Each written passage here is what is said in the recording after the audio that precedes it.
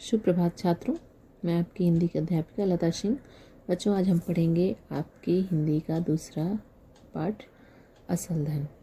असल धन आपका, जैसे कि इसमें शीर्षक है, से पता चलता है कि वास्तविकता क्या है। ठीक है ना। किसकी वास्तविकता? जिसके बारे में कहानी लिखी गई है, उसके जीवन की वास्तविकता, उसके जीवन की सच्चाई। ठीक, हर किसी के जीवन की अपनी सच्चाई होती है और जीवन की वास्तविक सच्चाई जो है हमें वह नहीं भूलना चाहिए। और हमें लेखक ने यहाँ यही बताने का प्रयास किया है कि हम चाहे जितने ऊंचे पद पर क्यों ना पहुँच जाएं, पर हम क्या हैं, वास्तव में हम क्या थे, हमारी शुरुआत कहाँ से हुई है, इस बात को कभी भूलना नहीं चाहिए। और ना ही बाद में पाए गए पद या जीवन में आए ऊंचे ऊंचे या बड़े परिवर्तन से हमें कभी घमंड करना चाहिए। तारा के किरदार से लेखक ने हमें कुछ ऐसा ही बताने का प्रयास किया है। इस कहानी के लेखक हैं अबराद मोहसिन एवं कमरान मोहसिन। बच्चों, पहले मैं आपको परिचय करा दूँ इस कहानी के सारांश से कि ये कहानी दारा सिंह के आसपास, उसके इर्द गिर्द घूमती है।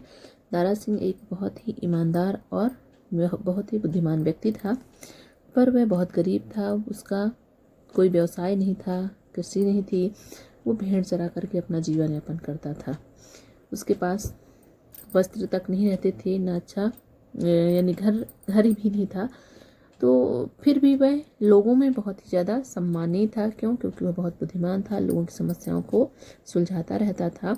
और उसकी इस गुणवत्ता की बात उस समय के तत्कालीन ईरान के शाह तक पहुंचती है। उसे बड़ा आश्चर्य लगता है। शाह अपनी राजनीतिक या शासन से संबंधित समस्या से जूझ रहा था। उसे लगा क्यों ना मैं दारा की परीक्षा लूँ। वह अपनी समस्या दारा के पास पहुंचाता है। दारा बड़ी ही समझदारी से उसकी समस्या का हल निकालता है। शाह जो है दारा से बहुत ज़्यादा आकर्षित होता है। वह उसे बुलाता है दरबार में। दारा हाजिर होता है। दारा की बातों से बहुत ज़्यादा आकर्षित होने की वजह से अंततः शाह निर्णय करता है कि वह उसे अपने दरबार में बैठाएगा। शाह जो है दारा को अपने दरबार में बैठाता है, अपनी सिंहासन के बगल में ही बैठाता है, जिससे दरबारी जलना प्रारंभ कर देते हैं। अब दारा के दरबार में बैठने की वजह से दरबारियों की थोड़ी सी पूंछ कम होने लगी, उनको मान्यता कम मिलने लगी, क्योंकि दारा ही सारी समस्याओं का समाधान करने लगा था। दरबारी जो थे वो जलने लगे थे दारा से, इसलिए शाह से चुगली करने लगे। शाह को हालांकि उनकी चुगली पसंद नहीं आती थी, पर उसके साथ एक समस्या थी। उत्तरी ईरान में शासन बहुत ज़्यादा बिगड़ चुका था, इसलिए शाह ने निश्चित किया कि क्यों ना मैं दारा को उत्तरी ईरान का गवर्नर बना दूँ। वह उत्तरी ईरान का गवर्नर बनाता है। दारा वहाँ जाता है, बड़ी कुशलता से वहाँ का शासन करता है। पर दरबारियों के मन में जो दारा को लेकर के ईर्ष्या का भाव था, जिसकी वजह से शासक के कान भरते रहते दरबारी। शासक भी एक दिन परेशान हो जाता है और उनकी बातों में आ जाता है और वह दारा को वापस बुलाता है और दरबार में हाजिर होने का आदेश देता है। और वह देख रहा होता है कि दरबारी जिस बात को लेकर के उसके कान भरते थे, अर्थात वह बक्सा जो दारा अपने साथ रख कर के शासन प्रबंधन के यात्रा में लेके जाया करता था, उसी बक्से को लेकर के समस्याएं थीं।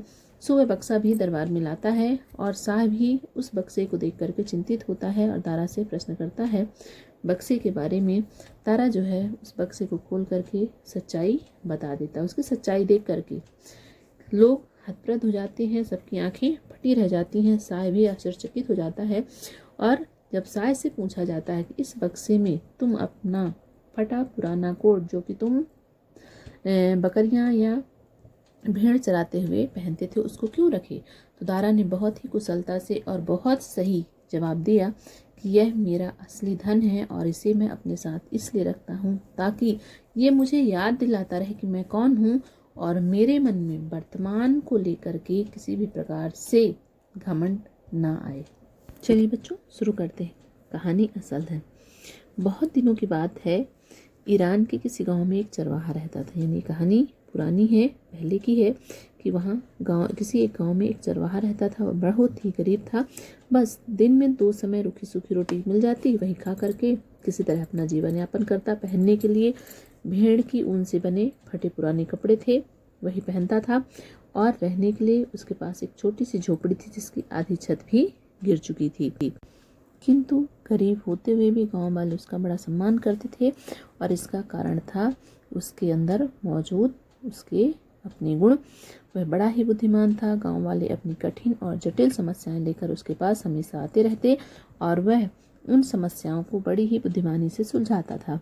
गांव के सब झगड़ों का निपटारा भी वही करता था। धीरे धीरे उसकी बुद्धिमानी की धूम चारों तरफ फैल गई, दूर दूर तक फैल गई। लोग आपस में बातें भी करने लगे कि दारा कितना बुद्धिमान है। वह केवल एक चरवाहा है परंतु बुद्धि राजाओं की सी है। लोग आपस में ये चर्चाएं करते थे कि वह एक चरवाहा है पर उसकी बुद्धि तो देखो कितनी कुशाग्र है, वह राजाओं की जैसी है। संसार का कोई भी ऐसा प्रश्न नहीं होता था जिसका जवाब दारा ना दे सके।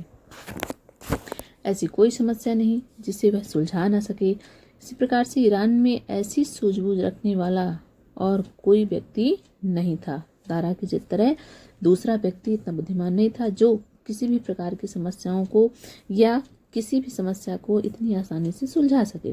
अब उसकी बुद्धिमानी की चर्चे जो हैं शाह के कानों तक भी जा पहुंचते हैं। उन दिनों शाह के सामने कुछ ऐसी समस्याएं थीं जिनसे वह परेशान था। अब ये समस्याएं क्या रही होंगी, उसके शासन से संबंधित, उसके शासन प्रबंधन से संबंधित रही होंगी। तो उसने एक दूत को भेजकर अपनी समस्या बताई और दारा से सुझाव मांगा कि वह क्या करे। दारा ने भी शाह की समस्या को तुरंत सुलझा दिया और वह ऐसी समझदारी से कि शाह दंग रह गया। उसने मन में कहा यह दारा कोई साधारण चरवाहा नहीं। अर्थात शाह ने अपने मन में ऐसा सोचा कि ये दारा कोई साधारण इंसान नहीं है बल्कि इसकी ऐसी सूझ रखने वाले व्यक्ति का उचित स्थान तो भेड़ों के साथ जंगल में नहीं बल्कि महल में राज सिंहासन के पास होना चाहिए ताकि उसकी बुद्धिमत्ता का सही सही सदुपयोग हो सके। दारा ने उसने अपना दूत भेजा और दारा को अपने पास बुलवाया, दरबार में बुलवाया। दारा ने झुककर उसे सलाम किया। दारा आया और झुक करके सलाम किया। शाह ने मुस्कुराकर कहा, ए दारा, हम चाहते हैं कि तुम जैसा बुद्धिमान हमारे महल में रहे ताकि हम राज्य की समस्याओं के विषय में तुमसे सुझाव लेते रहें। ये शाह की इच्छा थी। दारा ने फिर से सिर झुकाया और उत्तर दिया, आपका हुक्म सिर आंखों पर। अब दारा समझदार तो था ही, साथ में उसके अंदर शीलता भी थी, बड़ों के सम्मान करने का भाव भी था। सो वह सिर झुका करके शाह की बातों को स्वीकार करता है और दारा जो है शाह के साथ दरबार में रहने लगा। शाह उसकी बातों से इतना प्रभावित हुए कि दारा के बिना एक क्षण भी उनका मन ही नहीं लगता था। वे कोई भी काम उसके सुझाव के बिना करते ही नहीं। वह हर समय उसे अपने साथ रखते और दरबार में उसे राज सिंहासन के पास ही बैठाया करते थे। जैसे जैसे शाह के दरबार में उसका सम्मान यानी दारा का सम्मान बढ़ता गया वैसे वैसे दरबारियों के मन में दारा के लिए जलन बढ़ती गई। वे आपस में कुछ इस तरह की बातें करने लगे जैसे यह चरवाहा सिंहासन के पास बैठता है, शाह ने इसे मुँह चढ़ा रखा है, जब से यह दरबार में आया है शाह हमें पूछता भी नहीं है, हमें तो इसमें कोई गुण दिखाई नहीं देते। अब दरबारियों के मन में दारा के प्रति ईर्ष्या के भाव पनपने लगे। इसके फलस्वरूप दरबारी जो थे दारा के खिलाफ शाह के कान भरने लगे, परंतु शाह ने उल्टा उन्हें ही डांटा और समझाया। कहा कि मैं समझता हूँ तुम दारा से जलते हो, इससे अच्छा तो यह होता कि तुम अपने अंदर भी दारा जैसे गुण पैदा करो, क्योंकि अपने को अच्छा बनाना कठिन काम है और अच्छे लोगों में कीड़े निकालना सबसे सरल काम है, और मैं तुम्हारी एक ना सुनूंगा, तुम झूठे और दुष्ट हो। शाह ने दरबारियों को समझाया, बहुत अच्छे ढंग से समझाया, बताया भी कि वास्तव में अपनी बुराई देखना सबके बस की बात नहीं होती है, क्योंकि हमें अपनी बुराइयां समझ में नहीं आती और दूसरों की अच्छाइयां भी, अगर हमारे मन में ईर्ष्या है तो वो अच्छाइयां भी हमारे नज़र में बुरी ही होती हैं, बुराइयां ही होती हैं। तो अगर हर व्यक्ति चाहे तो खुद में अच्छाइयां भर करके समाज को बल्कि पूरे संसार को बुराई से रहित बना सकता है और दूसरों की कमियां निकालने की फिर आवश्यकता ही ना पड़ेगी।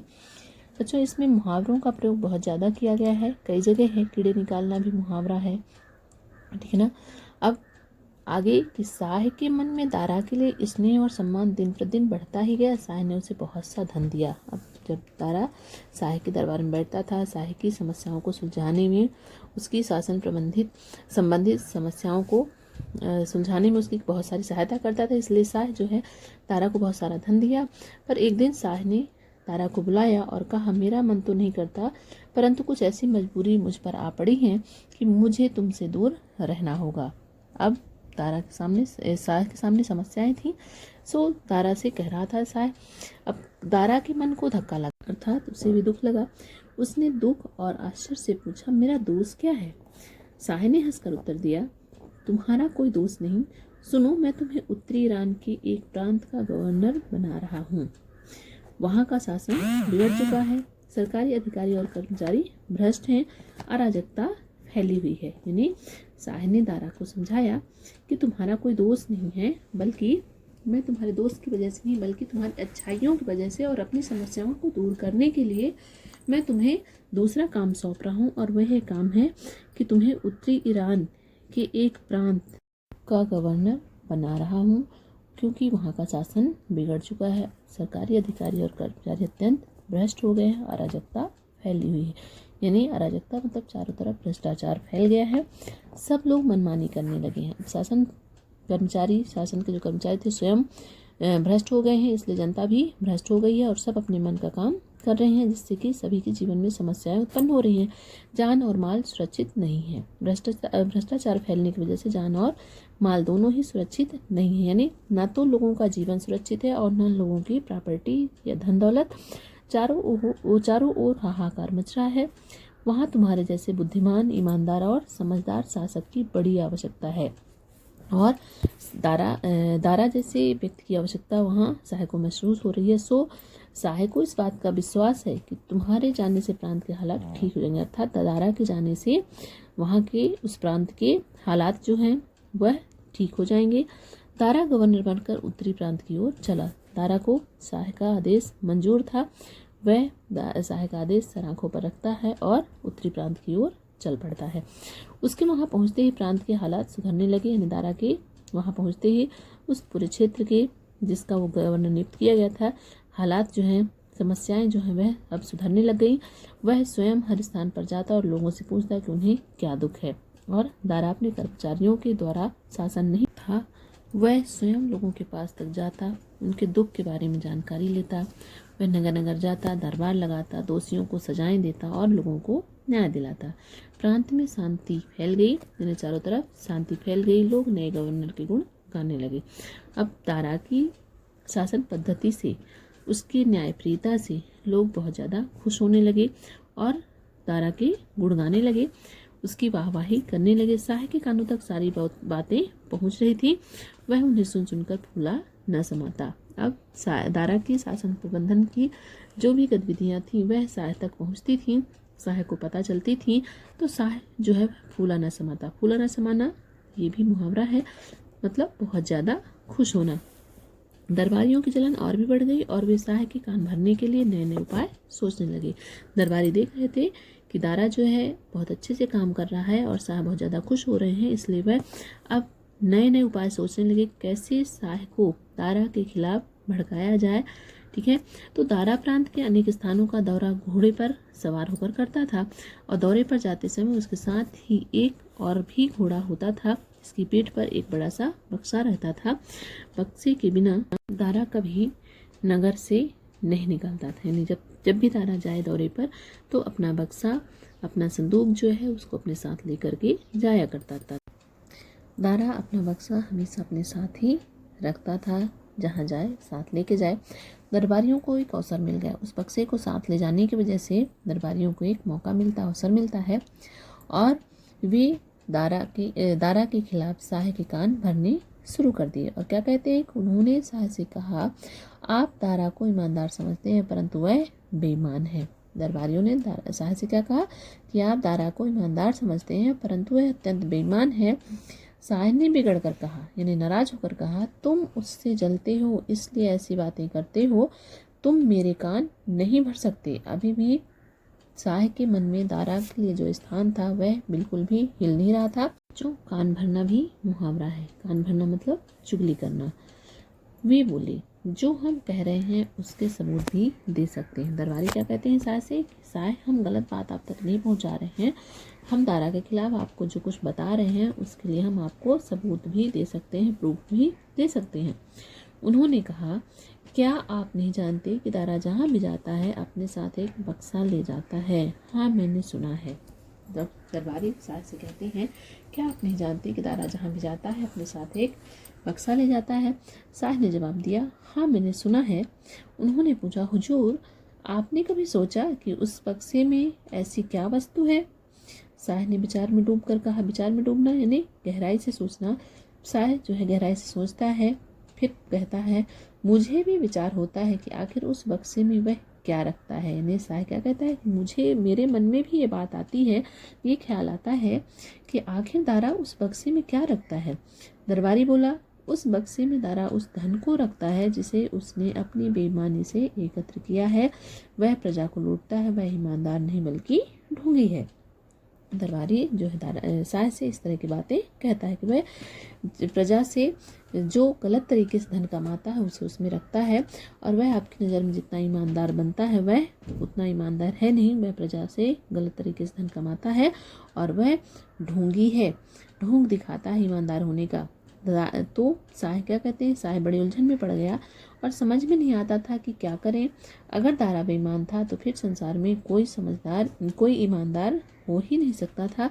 वह बहुत दुखी था। अब साय जो है दरबारियों की बातें थोड़ा सा मान रहा था और कह रहा था कि मुझे समझ में ही नहीं आ रहा कि आखिर मैं क्या करूं, और अगर दारा जैसा सच्चा और ईमानदार व्यक्ति बेईमानी कर सकता है तो मुझे नहीं लगता कि अब इस दुनिया में दूसरा कोई ईमानदार व्यक्ति भी होगा। क्यों? क्योंकि साय दारा पे बहुत ज़्यादा विश्वास रखता था।